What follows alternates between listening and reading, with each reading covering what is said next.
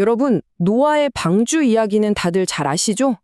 그런데 홍수가 끝나고 인류의 새로운 시작을 이끌었던 그 영웅, 노아에게 정말 충격적인 사건이 있었다는 건 혹시 아시나요? 그 뒤에 숨겨진, 어쩌면 끔찍하기까지 한 가족의 비밀, 지금부터 그 고대의 미스테리를 한번 파헤쳐 보겠습니다. 자, 상상해보세요. 홍수로 세상은 완전히 정화됐고 영웅 노아와 그의 가족은 인류의 새로운 희망으로 떠올랐습니다. 모든 게 완벽해 보이는 새로운 시작의 순간이었죠. 바로 그때, 바로 그곳에서 에덴 동산의 비극이 다시 한번 반복될 주짐을 보이고 있었습니다. 이 이야기는 노아를 그냥 영웅이 아니라 새로운 세상을 위한 새로운 아담으로 보여주면서 시작됩니다. 성경은 여기서 정말 놀라울 정도로 강력한 평행 구조를 우리에게 보여줍니다. 한번 보세요. 에덴의 경작자였던 아담처럼 노아는 땅의 사람이 되죠. 닮았죠? 또 금지된 열매가 아담의 유혹이었던 것처럼 노아에게는 포도나무의 열매, 그러니까 포도주가 유혹이 됩니다. 아담도 노아도 결국 벌거벗게 되고요. 마치 성경이 우리에게 첫 아담의 실패가 어떻게 그대로 반복되는지 그 두 번째 비극을 암시하는 것 같습니다. 노아는 땅을 일구면서 포도주를 통해 안식을 찾으려고 했던 것 같아요. 그런데 성경이 그의 농사 시작을 묘사할 때 쓴 히브리어 단어 바야헬에는 사실 속되게 하다, 더럽히다 라는 아주 불길한 이중적인 의미가 숨어 있습니다. 그 이름처럼 그의 시작은 곧 타락으로 이어졌어요. 그는 왜곡된 안식에 빠져서 술에 취했고 결국 자기 장막 안에서 스스로 옷을 벗어던지는 수치스러운 상태에 이르게 된 거죠. 자, 이제 이야기는 노아 개인의 실패를 넘어서 그 일 때문에 터져버린 끔찍한 가족의 위기로 넘어갑니다. 바로 이 지점이 오늘 우리가 파헤칠 미스터리의 핵심입니다. 아니, 그냥 아버지가 벌거벗은 걸 본 것뿐인데 어떻게 한 사람의 후손 전체가 노예가 되는 저주를 받을 수 있었을까요? 형벌이 너무 과해 보이지 않나요? 여기에는 분명 우리가 놓치고 있는 무언가가 있는 겁니다. 지금부터 우리는 마치 탐정처럼 증거를 하나하나 살피면서 이 사건의 진실을 밝히기 위한 주요 이론들을 검토해 보겠습니다. 첫 번째 이론은 가장 표면적인 해석입니다. 함이 아버지의 부끄러운 모습을 보고 돕기는커녕 형제들에게 달려가서 그걸 막 조롱하면서 떠벌렸다는 거죠.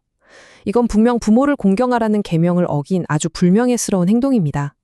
하지만 많은 학자들은 이것만으로는 한 가문 전체가 대대로 저주를 받기에는 뭔가 설명이 부족하다고 생각했어요. 단순한 무례함 이상의 훨씬 더 끔찍한 범죄가 숨겨져 있었던 건 아닐까요? 두 번째 이론은 훨씬 더 충격적입니다. 고대 유대 랍비 문헌인 탈무드는 함이 아버지를 거세했다고 주장합니다. 이건 단순히 아버지를 공격한 걸 넘어서 더 이상 형제, 그러니까 상속 경쟁자가 태어나는 걸 막아서 자기 상속권을 독점하려는 시도였다는 거죠. 고대의 현인들조차 이 이야기에 보이는 것 이상의 심각한 범죄가 숨어 있다고 본 겁니다. 세 번째 이론은 하체를 보다라는 이 표현 자체에 집중합니다. 일부 학자들은 이 표현이 성적인 행위를 암시하는 일종의 완국어법, 즉 아버지에 대한 동성애적 폭행을 의미한다고 해석합니다. 이 경우 하위의 죄는 단순한 무례를 넘어서 아버지의 남성성과 권위에 대한 가장 모욕적인 공격이 되는 거죠. 그리고 네 번째, 최근 가장 많은 지지를 얻고 있는 이론인데요. 이건 함의 행동을 단순한 성범죄를 넘어서 아버지의 권위를 찬탈하고 가문의 우두머리가 되려는 권력투쟁으로 보는 시각입니다. 자, 그럼 이 네 가지 이론 중에 과연 진실은 뭘까요?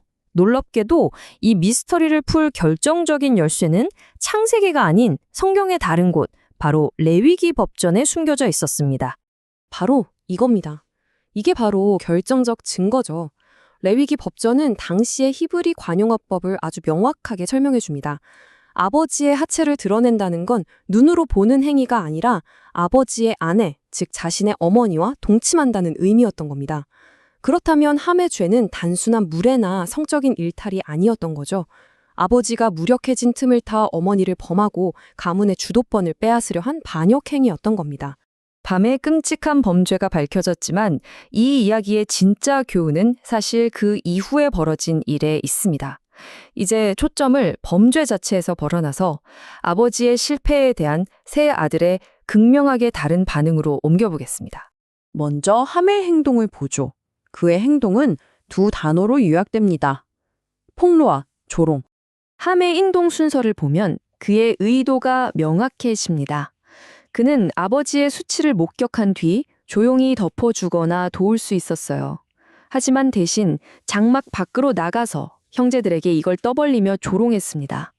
이건 의도적으로 아버지를 불명예스럽게 만들려고 한 선택이었던 거죠. 이제 다른 두 형제의 대조적인 그리고 아주 명예로운 반응을 살펴보겠습니다. 이들의 행동은 함과 정반대였습니다.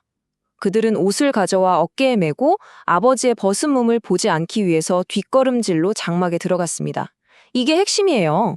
이건 아버지의 존엄성을 지키고 그의 실패를 덮어주기 위한 아주 신중하고 존중심 가득한 행동이었습니다. 자, 이제 분석은 이런 행동들이 역사에 어떤 결과를 가져왔는지 그 메아리를 따라가 봅니다. 이 성탁이 엄청난 나비 효과를 불러왔거든요. 여기서 노아의 예언을 제대로 이해하는 게 정말 중요합니다. 이건 특정 인종에 대한 저주가 절대 아닙니다. 오히려 아버지의 수치를 폭로한 함의 후손, 가나안은 저주를 받고 수치를 덮어준 셈과 야벳의 후손은 축복을 받죠.